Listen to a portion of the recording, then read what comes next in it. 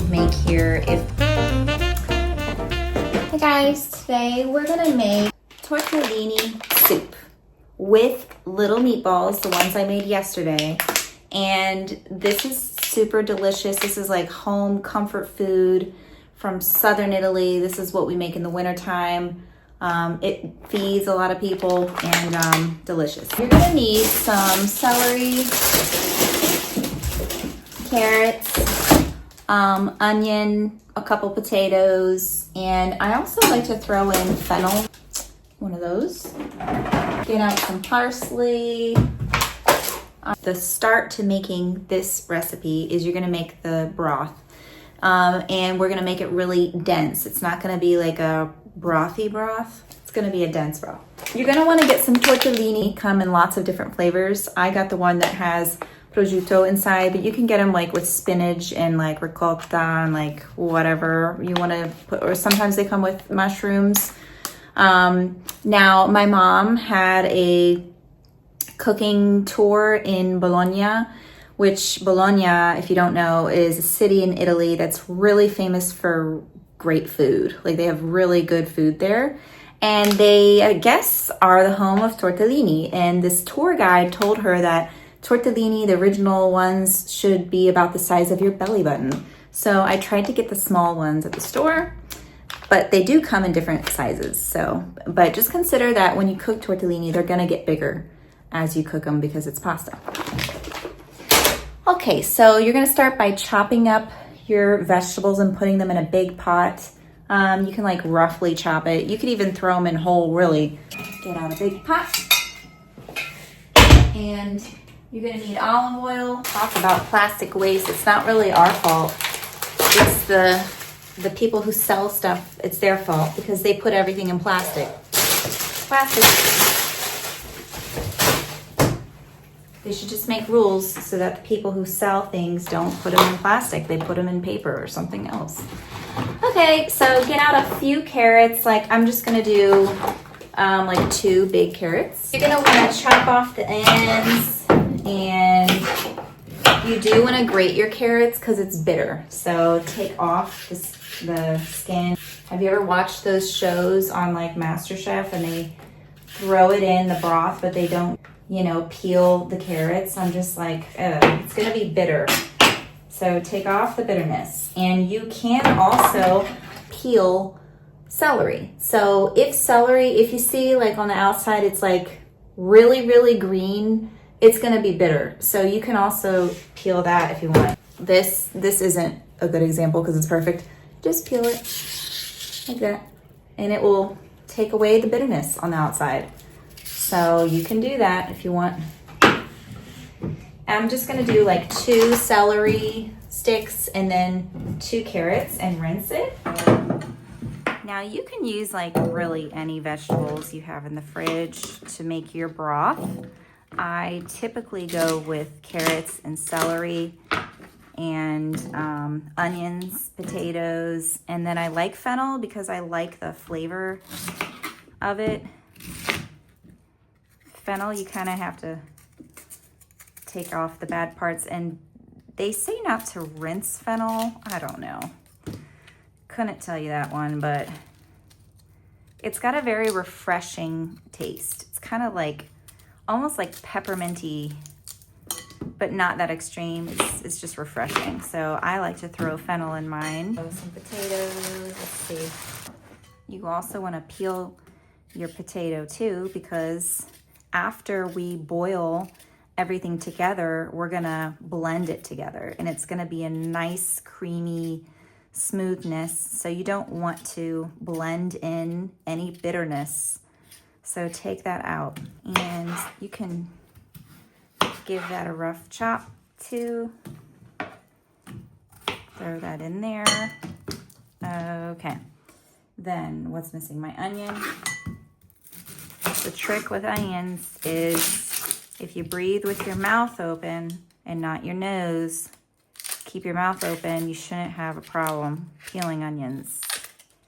That's what they say. It doesn't always work for me. Like I end up crying a lot of times, but whatever. There we go. There we go. All right, that's my rough chop right here. Now I'm going to add olive oil to my pot, and I have a little bit left, but I use olive oil for everything. That's just what we use here. Okay, go ahead and throw that in your pot. All right, and you're gonna saute this. I'm gonna get out a big spoon. Do this for like 5 minutes or so. Go ahead and add in some salt at this stage. And some pepper. I like to use white peppers. Throw that water in there. So I'm throwing in some water. I'm gonna cover my vegetables. And I'm gonna keep going with the water here. As you cook, you'll get an eye for things and learn portions. So I'm gonna cover my vegetables. And also the vegetables are gonna emit water themselves. So keep that in mind. I would say it's like 2 quarts or so. So now you're gonna boil this, and once the vegetables are soft, we're gonna blend it together with those blender things that you can put inside of liquid. All right, it's looking pretty good. Okay, you're gonna get out this tool here. It's just like a handheld, you know, thing like this. You press the button, and this is great for like pureeing stuff. Like if you like stuff to be super smooth, you can use a blender too. I prefer to use this handheld device. So I'm just gonna blend up my pot of vegetables to make it a thicker type of creamy broth. Okay, so you wanna make sure you stick it all the way in.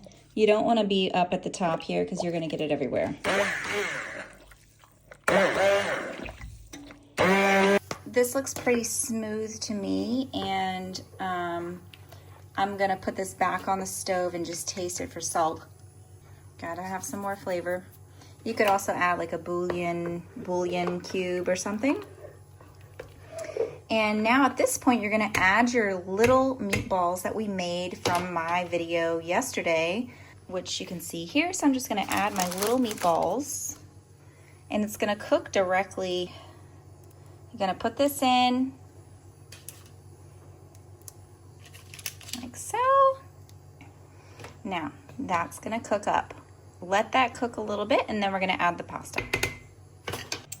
All right, so our polpette are coming nicely. They're cooking up here. Look how cute that is. At this point, we can go ahead and add the tortellini. We're adding the tortellini last because it's a pasta, so once that's cooked, you're ready to serve. Okay, so your tortellini, like on the packaging, they should tell you how long this is gonna cook for. In fact, it says in here 3 to 4 minutes. So that's all it takes. I'm not gonna add all of this because it's gonna get bigger. So I'm just gonna add like some. I'm gonna do maybe two handfuls of tortellini to my soup. Ooh. 2 big old handfuls. And we're gonna let that cook for 3 to 4 minutes. All right, so my tortellini soup is looking great. It's done cooking. It's been 3 to 4 minutes, and I'm gonna plate this with my ladle. Okay, and now get out your Parmesan, because you always top everything with Parmesan cheese, of course. Parmesan is a nice delicate touch. It comes in these like packets in Italy, or they come in like little plastic containers. But what you see at Walmart, that Parmesan in that green container, we don't have that here. And if you look on the ingredients in the back, it's not just Parmesan. Parmesan cheese on here. Yum. This is comfort food. Okay, and this is what it looks like. This is like something a mom would make here if their kid is sick, or it's cold outside, or you gotta feed a lot of people. This is a great comfort food. Instead of chicken noodle soup, you can make tortellini with some meatballs, and that gives someone a little bit of iron, which is helpful if you're not feeling well and you need some energy and some strength. So there you go. Like my husband doesn't like soupy soups. He likes them to be like a thicker, you know, stew kind of like. Well, we made a thicker stew soup. Look at that, it's thick, by just using vegetables. We didn't add starch or flour or anything. It's comfort food. So if your kid is sick, next time, make this with meatballs for iron. And you know what? I'm gonna tell you a secret. In Italy, they eat horse. And they eat horse because it's a lean meat and it's full of iron. That's it for today. Thank you for watching. Download my recipe book from Amazon. Ciao. Wait, before I go, I had to take off my shirt because it was hot in here. Before I go, whenever you pack this up in the fridge, take the tortellini out of the soup and put that in another container. You don't want to leave it in there because it's gonna get like, they're gonna get huge and soak up all the soup and there's not gonna be any soup left. So either you eat it all or you're gonna have to separate it. It's one of those things where it's not great the next day. Like, you know what I'm saying? Like you wanna eat it that day.